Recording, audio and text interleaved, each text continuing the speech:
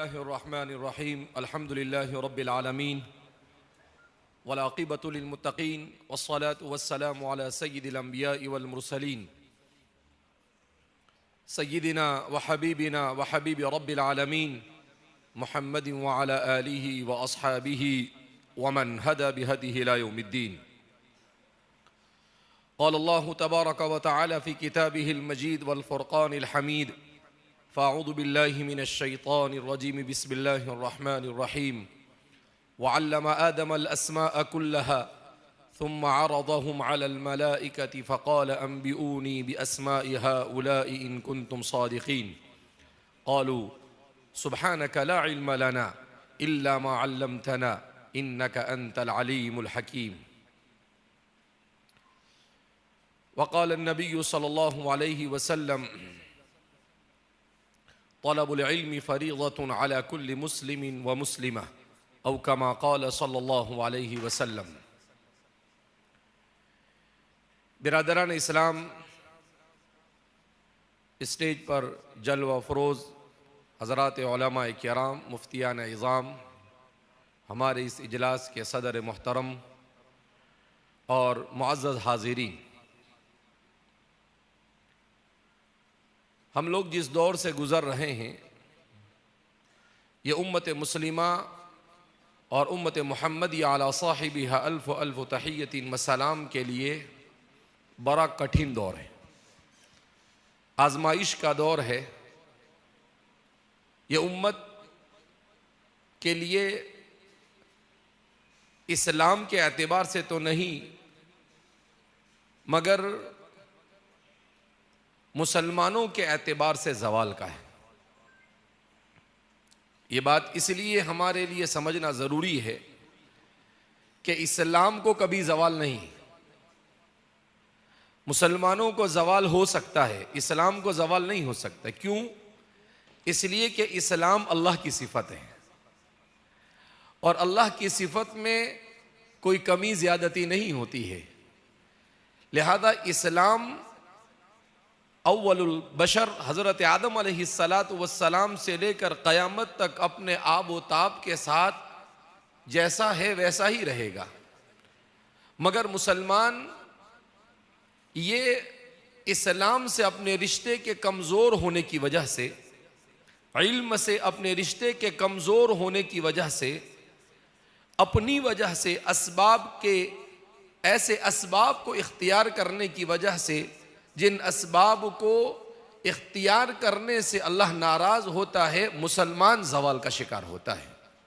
اسلام زوال کا شکار نہیں ہوا، نہ ہوا ہے، نہ قیامت تک ہوگا. تو مسلمانوں کے زوال کا دور ہے.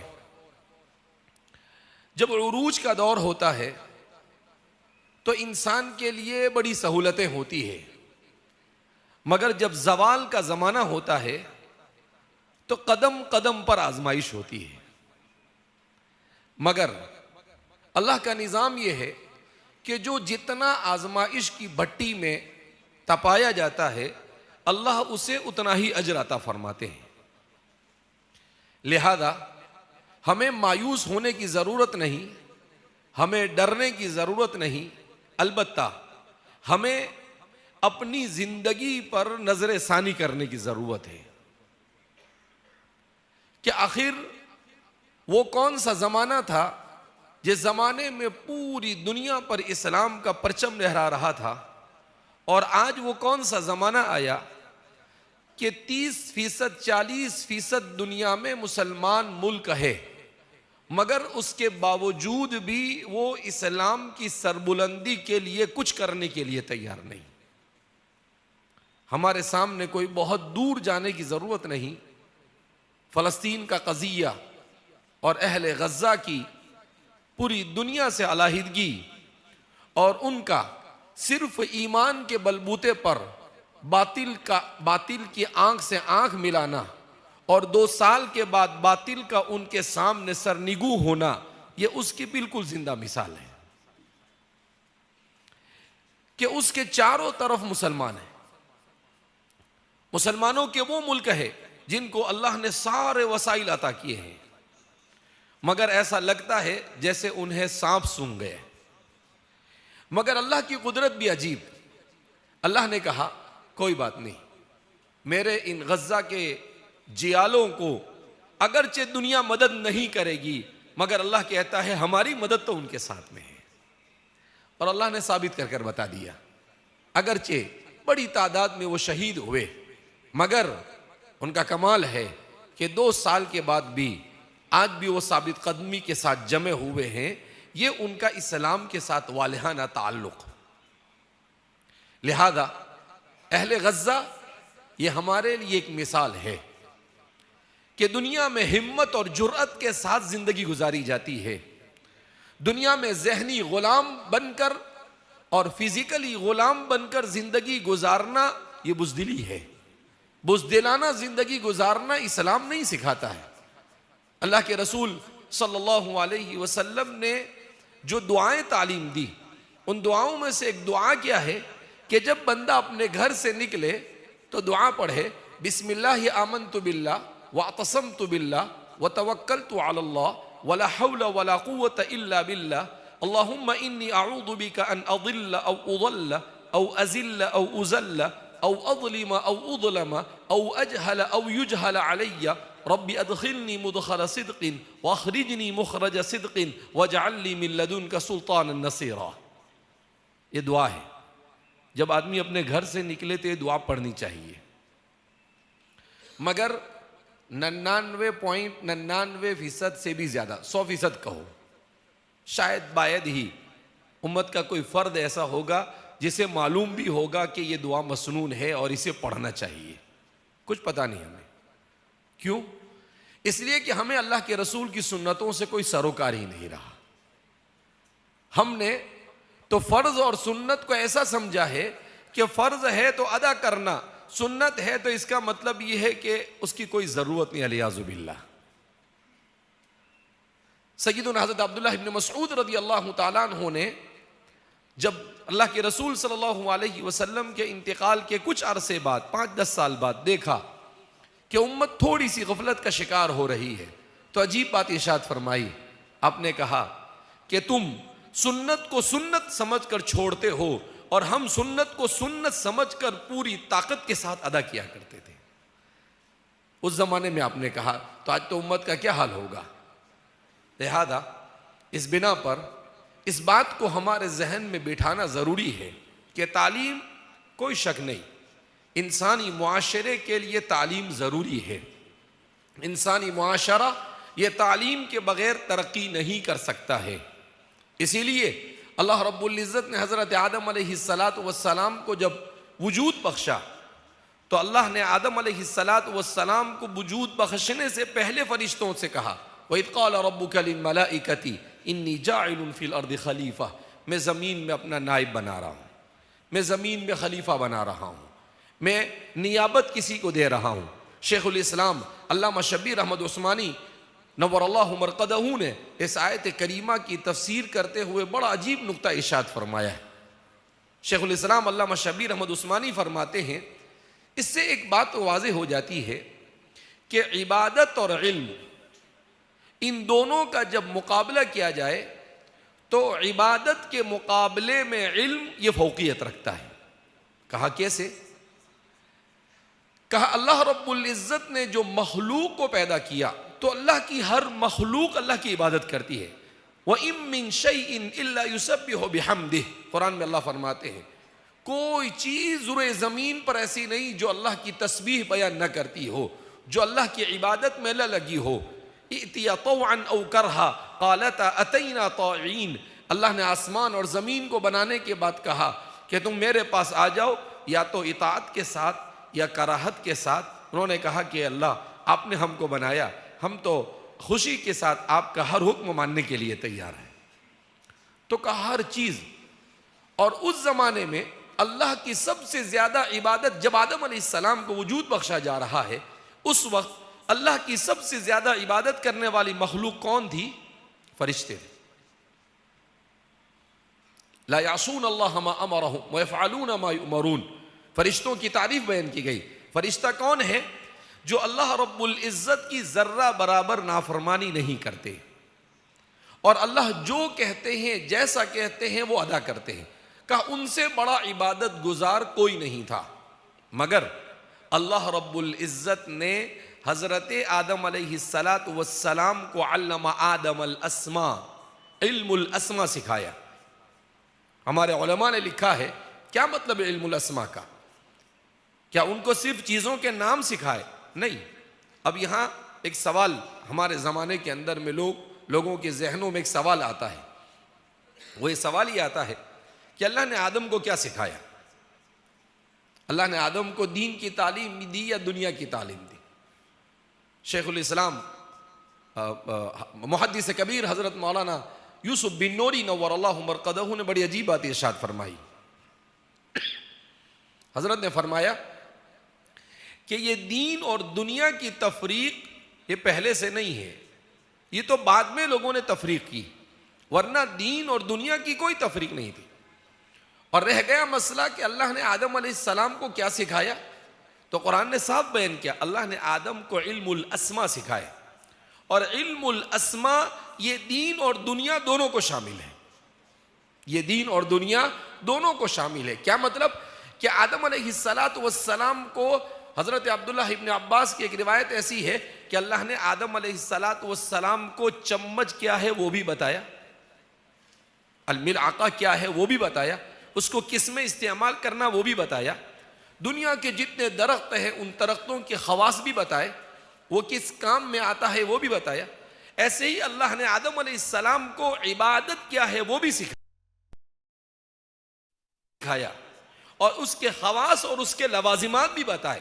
تو آدم کو وہ تمام چیزیں سکھائی گئی جس کی اسے دنیا میں ضرورت پڑ سکتی ہے، اور جس کے ذریعے سے وہ اپنی آخرت کی کامیابی کی راہ کو ہموار کر سکتا ہے۔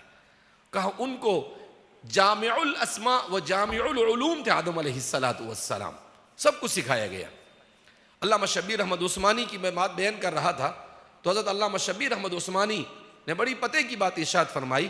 حضرت نے کہا جب فرشتوں کے سامنے اللہ رب العزت نے آدم علیہ السلام کی برتری ثابت کرنے چاہی تو اللہ نے ایسا نہیں کیا کہ حضرت آدم علیہ السلام کو 500 سال سجدے میں بٹھا دیا، اللہ نے ان کو رکوع میں یا عبادت میں لگایا، روزے میں لگا دیا، نہیں، اللہ نے آدم علیہ السلام کو علم سکھایا۔ ثم عرضهم علی الملائکہ، پھر اللہ نے انہیں فرشتوں کے سامنے پیش کیا اور ان سے پوچھا کہ بھئی یہ نام بتاؤ تم، تو فرشتے بیچارے نہیں جانتے تھے چیزوں کے نام اور اس کے خواص کو، تو انہوں نے کہا لا علم لنا الا ما علمتنا، اللہ ہمیں نہیں معلوم، آپ نے جتنا سکھایا اتنا ہی معلوم، یا آپ نے ہم کو نہیں سکھایا اس لیے ہمیں نہیں معلوم۔ تو اللہ رب العزت نے پھر کہا کہ اسجدوا لآدم، چلو آدم کو سجدہ کرو۔ تو فرماتے ہیں اس سے معلوم ہوا کہ عبادت سے زیادہ افضل علم ہے، عبادت سے زیادہ افضل کیا ہے؟ علم ہے۔ کیوں؟ عبادت والوں پر علم والے کو فضیلت دی گئی، یعنی فرشتوں پر آدم علیہ السلام کو کی فضیلت واضح ہے۔ حضرت عمر رضی اللہ تعالیٰ عنہ کا قول ہمارے محدثین نے ذکر کیا ہے کہ حضرت عمر رضی اللہ تعالیٰ عنہ فرمایا کرتے تھے 1000 عابد جو دن رات اللہ کی عبادت کرتے ہو وہ ایک طرف، اور ایک طرف ایک عالم جو لوگوں کو حلال اور حرام کا علم سکھاتا ہو اور انہیں جائز اور ناجائز بتاتا ہو، کہا ان 1000 کے مقابلے میں یہ ایک عالم بھاری ہے۔ کیوں؟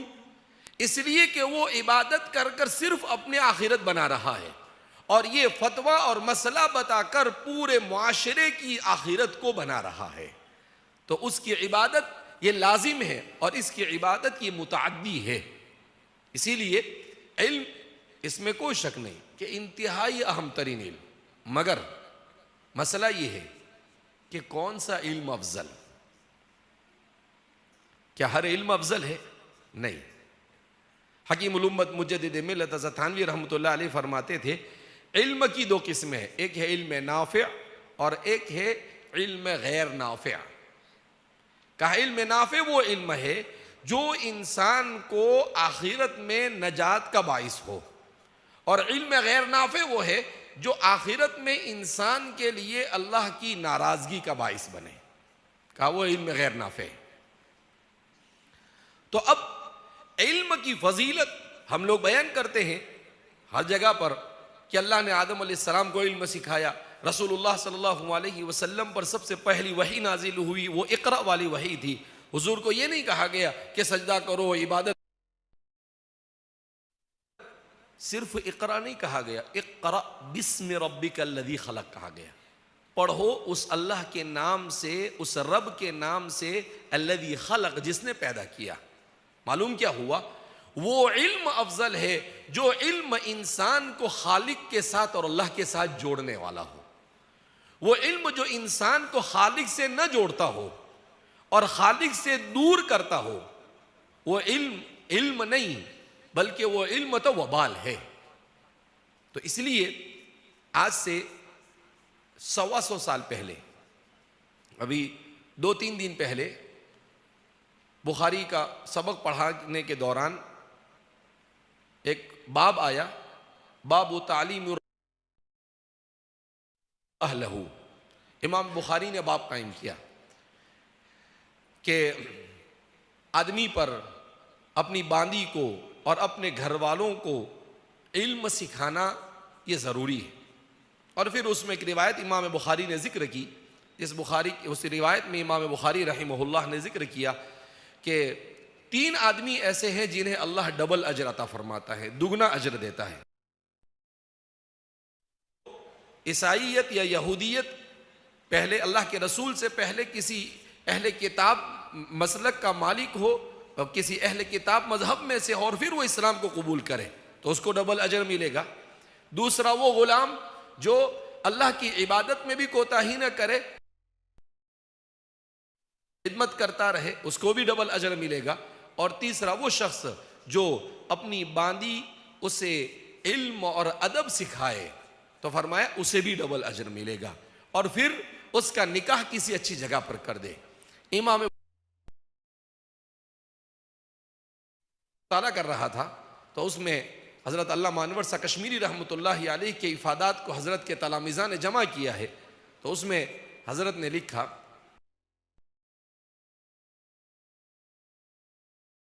بخاری یہاں پر کر رہے ہیں اس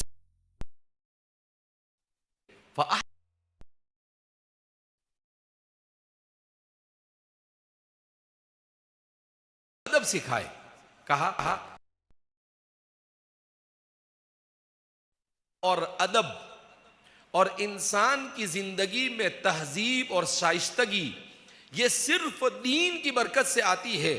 دنیا کا علم تو انسان کو غیر مہذب بناتا ہے. آپ دیکھیں یہ دنیا کا علم کیسے غیر مہذب بناتا ہے.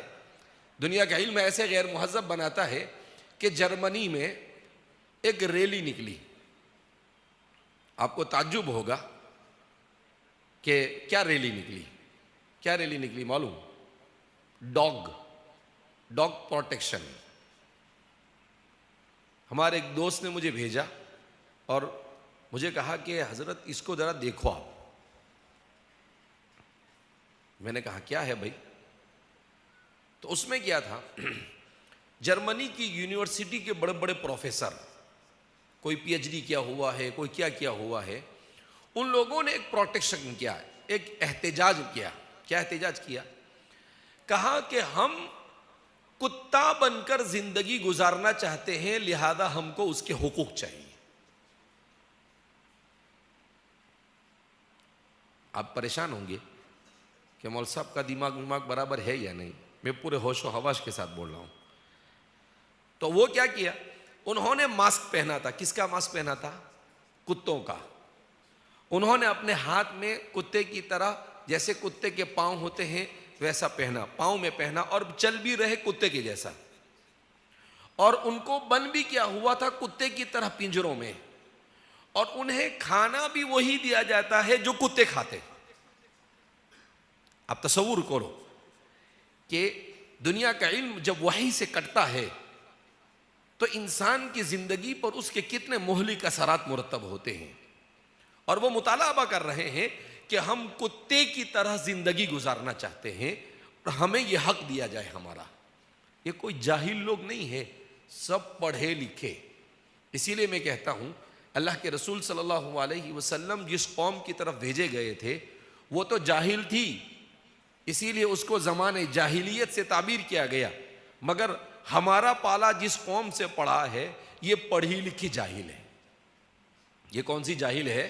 پڑھی لکھی جاہل، پروفیشنل جاہل ہے، یہ پڑھی لکھی جاہل ہے۔ تعجب ہوتا ہے کہ پڑھے لکھے انسان ہونے کے بعد ایسی ایسی حرکتیں وہ کرتے ہیں۔ تو معلوم کیا ہوا کہ علم دنیا جب اس کو دین سے جدا کر دیا جاوے تو وہ چنگیزی بن جاتا ہے، وہ انسانی معاشرے پر بربریت کا ذریعہ بنتا ہے۔ اسی لیے یہ دنیا نے اپنے دفاع کے لیے ہتھیار بنائے، مگر ان ہتھیاروں کو کس کے لیے استعمال کیا جاتا ہے؟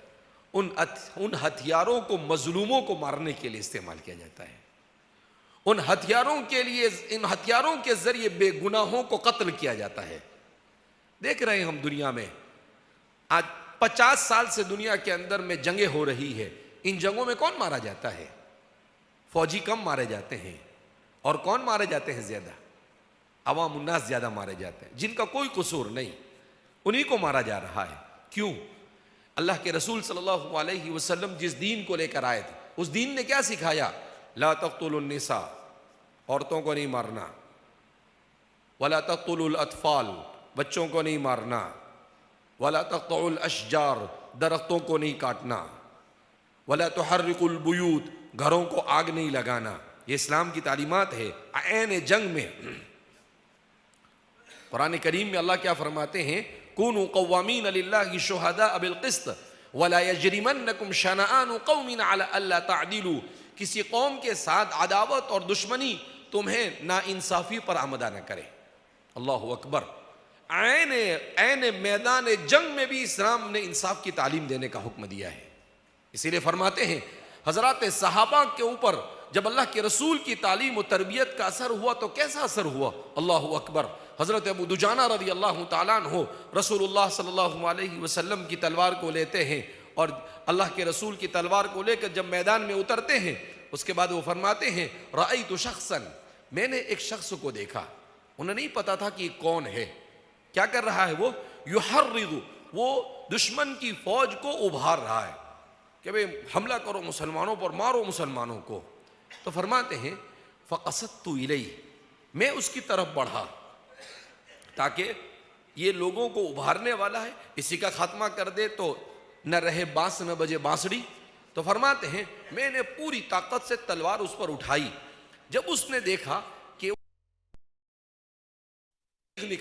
جب اس نے چیخ نکالی تو میں نے دیکھا کہ یہ تو عورت ہے، تو فرماتے ہیں کہ میری تلوار یہاں پر پہنچ گئی تھی، میں نے وہیں پر روک دی۔ اللہ کے رسول نے کہا عورتوں کو مت مارنا۔ یہ تھے ہمارے صحابہ۔ اللہ کے رسول نے کیا کہا؟ عورتوں کو نہیں مارنا۔ انہوں نے یہ نہیں سوچا کہ نہیں یار یہ ٹھیک ہے عورت ہے لیکن میدان جنگ میں ہے نا، مارو اس کو، کیا فرق پڑتا ہے؟ نہیں کہا، نہیں، حضور نے کہا عورتوں کو نہیں مارنا، ختم ہو گئی بات، میں کوئی اجتہاد نہیں کروں گا، اور فوراً اپنی تلوار کو وہاں سے اٹھا لیا۔ کہا یہ تھے اللہ کے رسول، یہ ہے دین کی برکت، یہ اللہ کے رسول کی صحبت کی برکت۔ جب زندگی میں دین آتا ہے تو معاشرے سے ظلم ختم ہوتا ہے، جب زندگی میں دین آتا ہے تو معاشرے سے جتنی بھی برائیاں ہیں یہ برائیاں ختم ہوتی ہے۔ اب ہم کہیں، ہم تو دیکھتے ہیں ہمارے معاشرے میں دین بھی ہے اور برائیاں بھی ہے، وہ اس وجہ سے کہ آدھا ادھورا دین ہے۔ اس کو میں ایسے کہتا ہوں، نیم حکیم خطرے جان، نیم ملا خطرے ایمان، کہ کچھ بھی کرے تو مکمل بننا یا نہیں بننا، لیکن آدھا نہیں بننا، یہ آدھا بڑا خطرناک ہوتا ہے۔ اس کو میں ایسے کہتا ہوں، نیم ہوتا ہے، پہلا نیم فارسی والا اور دوسرا نیم اردو والا۔ کیا مطلب؟ ادھورا بنیں گے، اس کا مطلب یہ ہے کہ آپ کڑوے ہیں۔ نیم کے درخت کو کہتے ہیں نا، تو میں کہتا ہوں نیم ہوتا ہے، ادھورا بنیں گے تو کڑوے ہوں گے۔ اسی لیے میں کہتا ہوں، اس کو ایسے میں کہتا ہوں کہ نیم حکیم خطرے جان، نیم ملا خطرے، آدھا ادھورا مولوی ہے۔ ہمارا معاشرے میں کیا ہے، دو چار چلے لگا دیا تو وہ کیا سمجھتا ہے کہ شیخ الاسلام اور مفتی اعظم یہی بن گیا ہے، اور پھر خود سے اپنا شروع کر دیں۔ اب تو ہمارا نوجوان نیا سیکھا ہے، جماعت میں نہیں گیا ہو، کچھ نہیں، کچھ نہیں، کچھ بھی مسئلہ پیش آیا تو کیا کرتا ہے؟ علامہ گوگل کو جا کے پوچھتا ہے. وہ علامہ گوگل نہیں ہے، وہ جہلامہ گوگل ہے. اس کو جا کے پوچھتا ہے. بولے گوگل کو جا کے پوچھتا ہے کہ میرا یہ مسئلہ ہے، اگر میں نے اپنی بیوی کو ایک ساتھ 3 طلاق دے دیا تو کیا ہوگا؟ اب تو وہ تو تیرے کو بھٹ بھٹ کی باتیں بتا، تیرے کو کیا سمجھے گا اس میں؟ ہمارا نوجوان اور 2 قدم آگے. کیسے ہمارا نوجوان 2 قدم آگے ہے؟ اب تو اے آئی کو پوچھتا ہے ڈائریکٹ جا کے. کس کو جا کے پوچھتا ہے؟ Artificial intelligent ChatGPT کو. اس کو جا کے پوچھتا ہے کہ میں نے میری بیوی کو غصے میں طلاق دے دیا تو کیا ہوا؟ تو وہ بولتا ہے کہ ہو بھی سکتی ہے، نہیں بھی ہو سکتی ہے. ایسا گول گول جواب دے گا کہ آدمی اپنے مطلب کی بات نکال لے گا اس میں. تو ہمارا نوجوان تو یہ سمجھتا ہے کہ مولوی مفتی کی ضرورت ہی نہیں ہے. کیوں؟ بولے یہ سب ہے نا اپنے پاس، گوگل ہے، اے آئی ہے. لا، یہ اے آئی ہے، اللہ نے او آئی دیا ہے. میں اس کو ایسے بولتا ہوں، اے آئی کا مطلب آرٹیفیشل انٹیلیجنٹ اور او آئی کا مطلب اوریجنل انٹیلیجنٹ. اگر آپ کو کوئی یہ کہے کہ بھائی یہ انگور ہے، یہ کون سا انگور ہے؟ اوریجنل انگور ہے. اور یہ انگور کون سا ہے؟ ڈپلیکیٹ انگور ہے. تو آپ کون سا پسند کریں گے؟ ڈپلیکیٹ پسند کریں گے. ارے بھائی ناندیڑ والے ڈپلیکیٹ پسند کریں گے. اللہ نے جب اوریجنل دماغ، اوریجنل علم والے رکھے ہیں تو اے آئی کے پاس جانے کی کیا ضرورت ہے؟ جب اللہ نے ہمارے معاشرے میں علماء دی ہیں تو علماء سے رجوع کرنا چاہیے. لہذا اس بنا پر ہمارے والد صاحب ایک جملہ فرمایا کرتے تھے، اللہ ان کو غریق رحمت فرمائے. والد صاحب فرمایا کرتے تھے کہ مسلمان انجینئر بنے، مسلمان ڈاکٹر بنے، مسلمان.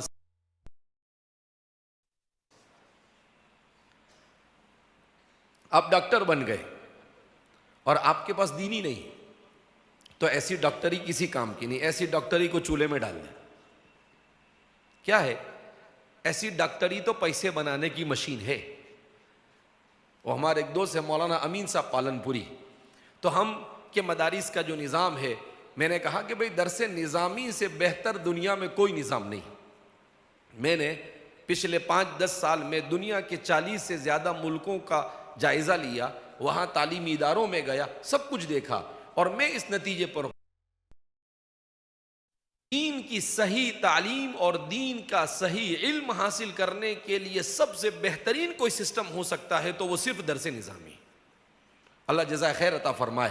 ہمارے بزرگان دین حضرت مولانا رشید احمد گنگوہی، حضرت ذوالفقار صاحب، حضرت شیخ الہند کے والد مولانا حاجی عابد حسن صاحب، جنہوں نے دارالعلوم دیوبند کی بنیاد ڈالی، انہوں نے درس نظامی کو منتخب کیا. تو درس نظامی یہ ایک اللہ رب العزت کی بہت، تو ان کے ساتھ بات ہو رہی تھی ہماری. ہم نے کہا کہ بھئی ہمارے درس نظامی کو تو چھیڑنا نہیں، اور یہ ہمارا درس نظامی جامد نہیں ہے. ہمارا درس نظامی ایسا ہے کہ جس زمانے میں جیسی ضرورت پڑتی ہے ہمارے اکابرین اس کے اندر میں ویسا اپڈیٹ کرتے رہتے ہیں. کسی زمانے میں اقلدیس پڑھائی جاتی تھی، جو ریاضی کی اتنی مشکل کتاب ہے کہ آج اگر کوئی پی ایچ ڈی کیا ہوا بھی ہو نا تو اس کو بھی اقلدیس نہیں سمجھے گی. وہ کتاب ہمارے مدرسے کے نصاب میں داخل تھی. ہمارے مدرسے کے اندر میں فلسفے کی کتابیں پڑھائی جاتی تھی، ایسی کتابیں پڑھائی جاتی تھی کہ آج کا بڑے سے بڑا سائنسداں بھی اگر ہمارے علماء کے سامنے بیٹھ جاتا تو وہ پانی بھرتا اور وہ سر کھجالنا کیا کر دیتا؟ شروع کر دیتا. یہ بات الگ ہے کہ ہم نے ان سب چیزوں کو نصاب برد کر دیا، جو ہم نے غلطی کی ہے. فلسفہ بھی پڑھانا چاہیے، منطق بھی پڑھانی چاہیے، نئے اسلوب. تو میں نے کہا صرف ہمیں ضرورت اس بات کی ہے کہ ہمارے نصاب کو، اسی نصاب کو رکھ کر اس کو طریقے تدریس کو مؤثر بنایا جائے، اور ہمارے بچوں میں معاشرے میں، اسلامی معاشرے اور مسلمان معاشرے کو جن چیزوں کی ضرورت ہے وہ چیزیں، وہ اسکیل ان کو سکھائی جائے، ان کو کونسلنگ سکھائی جائے، اور جو جو چیزیں ضرورت ہے وہ چیزیں انہیں سکھائی جائے. تو مولانا امین صاحب کہنے لگے کہ پی اے انعام دار پونا کے اندر میں ان کا یونیورسٹی ہے، اب تو پہلے ادارہ تھا، لیکن مولانا آزاد، شاید آزاد کمپلیکس کر لیکن اب وہ یونیورسٹی ہے. کہا کہ 2-3 سال پہلے ہم ان کے ساتھ بیٹھے اور ان کے ساتھ ہم بات کرنے لگے تو انہوں نے عجیب بات کہی. ہم یہ بات کرنے لگے کہ بھائی یہ کالج کے بچوں کے اوپر محنت کر ان کو سوشل لیڈر بنایا جاوے، ہمارے معاشرے کے اندر میں انہیں مؤثر اور فعال بنایا جاوے. تو وہ آدمی جو 50 سال سے کالجیں چلا رہا ہے اور وہ کہتے ہیں، وہ خود کہتے ہیں کہ بھئی ہم تو دنیا دار آدمی ہے. ہمارے والد صاحب سے ان کے تعلقات بھی تھے، چونکہ اقلیتی مائنورٹی کی وجہ سے بار بار ملنا ہوتا تھا، میرے بھی ان سے تعلقات. تو کہا انہوں نے عجیب بات کہی. انہوں نے کیا کہا کہ اے مولانا امین، یہ کالج اور اتنی ساری کالج ہم یہاں سے لاتے ہیں. کہا یہ کالج میں جو پڑھنے والے ہیں نا، یہ پیسے چھاپنے کی مشین ہے. یہ کیا ہے؟ پیسے چھاپنے کی مشین ہے. کہا یہاں سے کوئی سوشل لیڈر ویڈر نکلنے والا ہے نہیں. کہا تم محنت کرو مدرسوں پر. کہا سوشل لیڈر امت کی فکر کرنے والا، امت کا درد رکھنے والا اور امت کے لیے بے لوث کام کرنے والے مدارس میں پیدا ہوتے ہیں. وہ یہاں پر آپ کو نہیں ملیں گے، یہاں تو پیسے چھاپنے کی مشین ملے گی آپ کو. تو مجھے یاد آیا کہ ہمارے ایک دوست حکیم فخر الاسلام صاحب، وہ مذاہب علوم سے فارغ بھی ہے اور ساتھ ساتھ میں علی گڑھ یونیورسٹی سے انہوں نے ڈاکٹری کیا، BUMS کیا، بیچلر آف یونانی میڈیسن اینڈ سرجری. تو ایک مرتبہ میں ان کے ساتھ بیٹھا تھا تو میں نے ان سے کہا، میں بولا حکیم صاحب ایک مسئلہ ہے. بولے کیا؟ میں نے کہا کہ یار یہ کالج لائن کے جو لوگ ہیں یہ بڑے عجیب و غریب ہوتے ہیں. کہا کیا ہوا؟ کچھ زیادہ پریشان لگ رہے آپ. میں نے کہا ہاں. کہا کیا ہوا؟ میں نے کہا یہ چاہے 2 مرتبہ نہیں 10 سال لگا کے آئے ہو اور ہر سال 4 مہینے یا چلے لگاتے ہو، لیکن جب پیسے کی بات آتی ہے نا تو ذرہ برابر کمپرومائز نہیں کرتے. پیسے تو چاہیے جن کو، کچھ بھی ہو جائے. تو وہ ہنسنے لگے اور مجھے کہنے لگے بات تو صحیح ہے آپ کی، اور بڑی پتے کی بات کہی انہوں نے جو کڑوا سچ ہے لیکن ہے سچ. انہوں نے کیا کہا کہ دیکھو مولانا، ایک ہے مدرسے کا نظام اور ایک ہے دنیاوی تعلیم کا نظام. ان دونوں نظاموں کو جن لوگوں نے مرتب کیا ہے، ان لوگوں کی نیتیں، ان کے ارادے اور ان کے مقاصد، اس کا اثر اس پورے سسٹم کے اوپر ہوتا ہے. کہا مدرسے کے نظام کو جن لوگوں نے مرتب کیا، ان لوگوں کا مقصد یہ تھا کہ معاشرے کے اندر میں دین کو زندہ کیا جائے، لہذا اس بنا پر یہاں پر دین کا رنگ غالب ہوتا ہے. اور یہ کالج کا، اسکول کا یہ پورا سسٹم یہ انگریزوں نے مرتب کیا ہے. اور انگریزوں نے اس نظام کو مرتب کر ان کے پیش نظر 2 چیزیں ہوتی ہیں. آپ نے بھی کبھی سنی نہیں ہوگی، کسی کتاب میں ملے گی بھی نہیں آپ کو، یہ صرف ان سے سنی ہے اور میں آپ کو بتا رہا ہوں. تو وہ ابھی جو یہ روایت ابھی میں نے آپ کے سامنے بیان کی، اس روایت کو حضرت ابو موسیٰ اشعری رضی اللہ تعالیٰ عنہ کے صاحبزادے حضرت ابو بردہ بیان کرتے ہیں، اور بیان کرنے کے بعد کہتے ہیں کہ میں فری میں تم کو یہ بتلا رہا ہوں. پہلے چھوٹی چھوٹی حدیث حاصل کرنے کے لیے لوگوں کو 400 کلومیٹر کا سفر کرنا پڑتا تھا، تو ہم بھی آپ کو فری میں دے رہے ہیں. تو انہوں نے کہا کہ دیکھو یہ پورا جو سسٹم ڈیولپ کیا ہے، یہ سسٹم ڈیولپ کرنے والوں نے 2 مقصد سامنے رکھے، ایک پیسہ اور دوسرا ڈیزگنیشن، مرتبہ اور عہدہ. کہا یہ دنیا کی تعلیم حاصل کرنے والا پیسے کے بارے میں کمپرومائز نہیں، پیسہ چاہیے کچھ بھی ہو جائے، اور دوسرا اس کو ڈیزگنیشن چاہیے. کیا مطلب؟ ٹیچر ہے، ٹیچر کے بعد ایسوسیٹ ٹیچر بنے گا، پھر اس کے بعد پروفیسر، پھر ایسوسیٹ پروفیسر بنے گا، پھر HOD بنے گا، پھر ڈین بنے گا. تو کہا یہ 2 چیز اس کو چاہیے، اس کے علاوہ یہ کبھی کمپرومائز نہیں کرے گا. کیوں؟ اس کے بانیوں کی نیتیں اور ارادے ہی یہ تھے، لہذا یہ اس سے دور نہیں ہو سکتا ہے.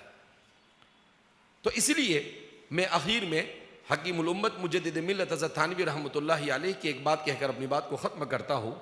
حکیم الامت مجدد ملت، تو مجھے یاد آیا اچانک کہ آج سے 12-14 سال پہلے ہمارے شاہراہ علم میں ایک مرتبہ میں نے حکیم فخر الاسلام صاحب جو ہماری میڈیکل کالج میں پڑھاتے تھے، عالم بھی تھے، دونوں کے شناور تھے، تو میں نے ان سے کہا کہ یار یہ جو خرابیاں عصری تعلیم کے میدان کے اور اداروں کے اندر میں آتی ہے، اس پر آپ ہمارے بزرگوں کے افادات کی روشنی میں کچھ لکھیے۔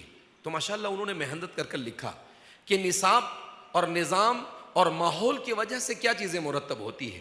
اس میں انہوں نے 1322 میں حکیم الامت مجدد ملت حضرت تھانوی رحمۃ اللہ علیہ کا ایک فتویٰ ذکر کیا۔ وہ فتویٰ کیا تھا؟ حضرت سے کسی نے سوال کیا کہ حضرت انگریزی زبان کا سیکھنا کیسا ہے؟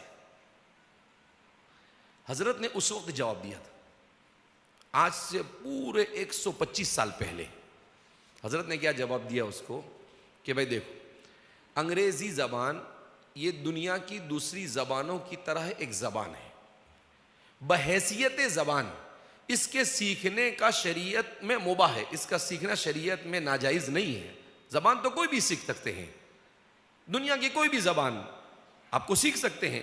یہ زبان کوئی انسان کی پراپرٹی تھوڑی ہے، زبان تو اللہ نے خود کہا وَاخْتِلَافُ أَلْسِنَتِكُمْ وَأَلْوَانِكُمْ، انسان کو الگ الگ زبانوں والا اور الگ الگ رنگ والا اللہ نے بنایا، یہ اللہ کی نشانی ہے۔ لیکن حضرت نے جو بات ارشاد فرمائی وہ پتے کی بات ہے۔ حضرت نے کہا کہ اصل جو ہے اس کے اندر میں بگاڑ آتا ہے 3 راستے سے۔ یہ جو دنیاوی تعلیم ہے، اس دنیاوی تعلیم کے اندر میں بگاڑ آتا ہے 3 راستے سے۔ نمبر 1، اس میں جو چیزیں پڑھائی جاتی ہے وہ چیزیں ایسی ہوتی ہے جس سے انسان کے عقائد اور انسان کے اعمال بگڑتے ہیں۔ بعض ایسی چیزیں پڑھائی جاتی ہے جس سے انسان کفر کے قریب پہنچ جاتا ہے۔ کہا ایک تو یہ چیز۔ دوسری، یہ جس ماحول میں پڑھائی جاتی ہے وہ ماحول بڑا خطرناک ہوتا ہے، پڑھانے والے بھی بے دین ہوتے ہیں، جو پڑھنے والے ہوتے ہیں ان کے پاس بھی دین نہیں ہوتا ہے، تو ماحول کا بڑا خطرناک اثر ہوتا ہے، اور سب سے زیادہ ماحول ہی انسان کو بگاڑتا ہے۔ اور تیسری چیز حضرت نے ارشاد فرمائی کہ اس کو جو سیکھنے والا سیکھتا ہے تو اس کی نیت یہ صحیح نہیں ہوتی ہے، اس کی نیت صرف اور صرف دنیا ہوتی ہے۔ یہ تو حضرت نے بتایا دیا۔ اس کے بعد حضرت نے اس کا حل بھی بتایا۔ کہا جو مسلمان دنیاوی تعلیم حاصل کرنا چاہے اسے کیا کرنا چاہیے؟ کہا سب سے پہلے تو اسے یہ کرنا چاہیے کہ اس مسلمان کو علماء سے تعلق قائم کر کر دین کو اچھی طرح سے سیکھنا چاہیے۔ یہ ہمارے رابطہ مکاتب اور جو مکاتب ہے وہ یہی کام کر رہے ہیں کہ پہلے دین کو سیکھیں، تاکہ وہاں پر جو غلط چیزیں پڑھائی جا رہی ہے اس کا آپ کو احساس ہونا چاہیے کہ میں مسلمان ہوں، اور میرے مسلمان ہونے کے لیے ضروری ہے کہ میں ڈارون کی تھیوری کو نہیں مانوں گا، میں فرائیڈ کی تھیوری کو نہیں مانوں گا، میں مسلمان ہوں لہذا یہ کہا جاوے کہ دنیا خود بخود بن گئی، میں اسے نہیں مانوں گا۔ مجھے یہ پڑھایا جائے کہ انسان بندر سے ترقی کر کر انسان بنا ہے، میں اسے نہیں مانوں گا۔ مجھے یہ کہا جاوے کہ اس دنیا میں انسان صرف پیسے کمانے اور پیٹ اور جیب کے لیے آیا ہے، تو میں نہیں مانوں گا۔ یہ سب چیزیں سمجھنے کے لیے کیا سب سے پہلے اس کو دین سیکھنا ہوگا۔ دوسرا، اسے علماء اور نیک لوگوں کی صحبت میں رہنا چاہیے کہ تھوڑے تھوڑے دن میں نیک لوگوں کی صحبت میں آ کر رہے۔ اور تیسرا، اسے اپنے ذہن میں جو سوالات آئے علماء کو جا کر ان سوالات پوچھنے چاہیے تاکہ اس کو جوابات ملے۔ حضرت نے کہا اگر ان چیزوں کا التزام کیا جائے اور دین بچے تب پھر آپ دنیا کی تعلیم حاصل کرو تو کوئی حرج نہیں۔ اللہ رب العزت جزائے خیر عطا فرمائے۔ حضرت قاری صدیق صاحب باندھوی رحمۃ اللہ علیہ کے ذریعے سے اللہ رب العزت نے امت کا یہ عظیم کام کروایا۔ ابھی جیسے حضرت فرما رہے تھے ہمارے صدر محترم کہ اکبر نے کسی زمانے میں کہا تھا کہ فرعون کو کالج کی نہ سوجی، بالکل صحیح کہا اس نے، اور آج بھی ہم یہی کہتے ہیں کہ بھئی کالج یہ ہماری مجبوری ہے، ہماری اصل چیز تو ہمارے مدارس اور مکاتب ہی ہے جو ہمارے دین کو سنبھالتے ہیں۔ تو ہمارے والد صاحب 1989 یعنی جب میں 10 سال کا تھا، 89 یا 90، 1989 یا 90 کی بات ہے، تو والد صاحب اور حضرت قاری صدیق صاحب اورنگ آباد اور بمبئی وغیرہ کے سفر پر تھے، تو ایک آدمی نے آ کر کہا کہ حضرت میری بچی یہ غیر کے ساتھ چلی گئی. کتنے سال پہلے؟ آج سے 44-45 سال پہلے، جب تو واقعہ پیش بھی نہیں آتا تھا. تو حضرت قاری صاحب نے کہا کہ پہلے تو تھوڑا سا ناراض ہو گئے، بالکل صوفی طبیعت کے مالک تھے حضرت قاری صاحب.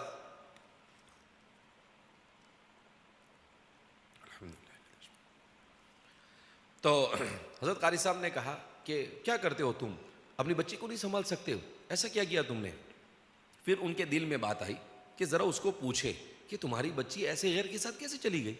تو ان کو پوچھا تو اس نے کیا کہا وہ صاحب نے کہ اصل میں نے اپنی بچی کو ہائر ایجوکیشن اور اعلیٰ تعلیم کے لیے ادارے میں ڈالا، اور وہاں پر جا کر ماحول اچھا نہ ملنے کی وجہ سے وہ چلی گئی. اللہ اکبر. وہ عارف باللہ تھے، بالکل صوفی آدمی. انگلش کا ای بھی حضرت کو معلوم نہیں تھا، اے کیا ہے بی کیا ہے کچھ نہیں، لیکن فوراً ان کے دل میں بات آئی. ہمارے والد صاحب کو بلائے، مولوی غلام ادھر آؤ. تو والد صاحب نے کہا جی حضرت. کہا کہ بھائی دیکھو یہ ایک واقعہ پیش آیا، ابھی ہمارے مسلمان اپنے بچوں کو اور اعلیٰ تعلیم کے لیے بھیجیں گے تو ایسے آئندہ بہت سارے واقعات پیش آ سکتے ہیں. تو ایک کام کرو، آپ اپنے مدرسے کے اندر میں دینی تعلیم، عصری تعلیم دینی ماحول میں یہ شروع کرو. تو والد صاحب نے کہا کہ حضرت مفتی لوگ فتویٰ دے دیں گے کہ یہ ملا بگڑ گیا، یہ مولانا کیا ہو گیا، بگڑ گیا، یہ ہاتھ سے گیا. تو حضرت قاری صدیق صاحب باندھوی رحمۃ اللہ علیہ نے عجیب بات ارشاد فرمائی. حضرت نے کہا دیکھو میری نظریں فتنے ارتداد کو دیکھ رہی ہے. اگر ہم علماء نے اپنے مدارس کے ماحول میں اپنی نگرانی میں ان کالجوں کو نہیں شروع کیا تو ہمارے معاشرے کے سر پر ارتداد کا فتنہ منڈلا رہا ہے. ہمیں اللہ کے سامنے جواب دینا ہے. اگر ہم نے یہ کام کیا تو کل قیامت کے دن ہم اللہ کو کہیں گے کہ اللہ ہم نے تو ہمارے یہاں ادارے کھول کر لوگوں کو دین بچانے کی فکریں کی تھی، اللہ تو ہم چھوٹ جائیں گے. تو والد صاحب نے کہا ٹھیک ہے حضرت، اللہ آپ کا جیسا حکم، آپ کے دل میں جیسی بات آئے، آپ کا حکم سر آنکھوں پر. والد صاحب نے ہاں کہا. وہ اتنی فکر حضرت کو ایسا، اس واقعے نے حضرت کی طبیعت پر ایسا اثر کیا. وہ اس زمانے میں عبد الرحمن انتولے مہاراشٹر کے سی ایم تھے، ان کے پاس لے گئے عبد الرحمن انتولے مرحوم کے پاس، اور کہا کہ بھائی یہ مولانا غلام میرے بیٹے جیسے ہیں، میں ان کو کہہ رہا ہوں کہ بھائی آپ کے یہاں پر عصری تعلیم شروع کرو، لیکن ہم مولوی لوگ ہم کو کچھ سمجھتا نہیں ہے، آپ ہی بتاؤ کیا کرنا. اب وہ حضرت کے مرید تھے تو بڑے ہوشیار ذہین آدمی تھے. انہوں نے کہا کہ بھائی آپ لوگ پہلا تجربہ کر رہے ہو، اس لیے پہلے چھوٹا سا کام کرو، ITI شروع کرو. اس میں 1 سال 2 سال کے اندر میں بچہ پڑھ کر نکل جاتا ہے تو آپ کو بھی اندازہ ہو جائے گا کہ آپ جس مقصد سے قائم کرنا چاہ رہے ہو اس مقصد میں کامیاب ہو، آپ اس کو ہینڈل کر سکتے ہو یا نہیں. عبد الرحمن انتولے صاحب نے کہا یہ ہمارے ماسٹر اور عصری تعلیم پڑھے لکھے بہت بھاری ہوتے ہیں، مولانا لوگ پتہ نہیں اس کو ہینڈل کر سکتے ہیں یا نہیں کر سکتے. بہرحال تو پھر ITI کا نظام شروع ہوا. اب 6-8 مہینے کے بعد حضرت قاری صدیق صاحب باندھوی رحمۃ اللہ علیہ ہمارے یہاں عصر کی نماز سے پہلے تشریف لائے. ہم لوگ اس وقت پڑھتے تھے. تو حضرت آئے اور آ کر حضرت نے عصر کی نماز پڑھی اور نماز کے بعد والد صاحب سے پوچھا کہ بھائی وہ جو ITI کے بچے ہیں وہ کہاں ہیں؟ تو کہا کہ حضرت یہ سب مدرسے کے ITI کے سب بچے ساتھ میں بیٹھے ہوئے ہیں. تو ان کو بلا کر جب ملاقات کرائی تو حضرت بہت خوش ہو، کہا کہ مولانا غلام اپنا تو مقصد کامیاب ہو گیا. اتنا خوش ہوئے کہ حضرت ایسا لگتا تھا جیسے زندگی میں حضرت کو سب زیادہ خوشی ہوئی ہو. کہا اپنا مقصد کامیاب ہوگا. کہا یہ تو بالکل اپنے مولانا لوگ جیسے بن گئے، تو دین کے ماحول کا بڑا اثر ان کے اوپر ہے. کہا ابھی اپنے کو یہ کام رکنا نہیں، اس کو آگے بڑھاؤ. پھر عبد الرحمن انتولے کے پاس گئے اور کہا کہ عبد الرحمن انتولے صاحب ہمارا مولوی سب کر لے گا، یہ ماسٹر کو بھی ہینڈل کرے گا اور پروفیسر کو بھی ہینڈل کرے گا، ہم نے تجربہ کر لیا، اب آگے بڑھاؤ کیا کرنا ہے. وہ بڑے ہوشیار آدمی تھے. انہوں نے کہا کہ اب BOMS کالج شروع کرو تم. کیونکہ بی او ایم ایس میں اردو ضروری ہے، تو آپ کو سارے مسلمان بچے ملیں گے تو ڈاکٹر بھی بن جائیں گے اور مسلمان بچے ہوں گے پورے، تو آپ کو کوئی مسئلہ نہیں ہوگا۔ تو پھر B O M S college شروع ہوا۔ اب مولوی عام باشد کے چپ نہ شود، الحمدللہ بڑا طبقہ تو وہی ہوتا ہے جو چیزوں کو سمجھتا ہے، لیکن کچھ تو ہوتے ہیں جو کچھ الگ ہی رنگ دکھاتے ہیں۔ تو ایک مولوی صاحب کو کیا سوجھی، والد صاحب کے خلاف کتابچہ لکھ ڈالا۔ کیا لکھ ڈالا؟ کتابچہ لکھ ڈالا۔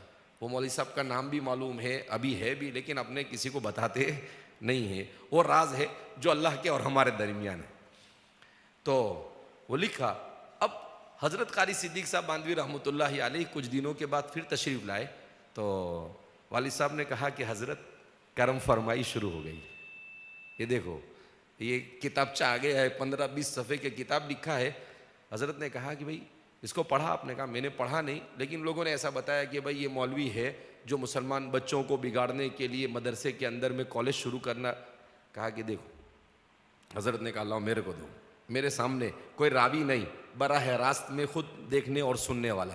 حضرت نے اس کو لے کر یوں پھاڑا، اور پھاڑنے کے بعد کہا مولی غلام، اللہ کے یہاں آپ کا کام مقبول ہو گیا ہے، یہ اس کی علامت ہے۔ کہا یہ اس کو کچرے کے ڈبے میں پھینک دو۔ کہا یہ ہمارا مولوی 25 سال کے بعد سمجھے گا کہ یہی امت کی ضرورت ہے، اس کو ابھی نہیں سمجھ میں آئے گا۔ اپنا کام کرو، اللہ کے ہاں ہمارا کام مقبول ہو گیا، اور ہم تو انشاءاللہ ہماری آخرت بن گئی ہے، اور ابھی پیچھے مڑ کے دیکھنا نہیں۔ والد صاحب کو بھی اللہ جزائے خیر عطا فرمائے، پھر آپ نے پیچھے مڑ کے دیکھا ہی نہیں۔ پھر اللہ رب العزت نے جو آپ سے کام لیا، عصری ماحول میں دینی تعلیم کا جو جنون آپ پر سوار ہوا، مگر کمال تھا، اللہ رب العزت نے آپ سے جو کام لیا، سب سے بڑا کارنامہ جو میں سمجھتا ہوں حضرت والد صاحب نور اللہ مرقدہ کا تھا، وہ تھا بیلنس۔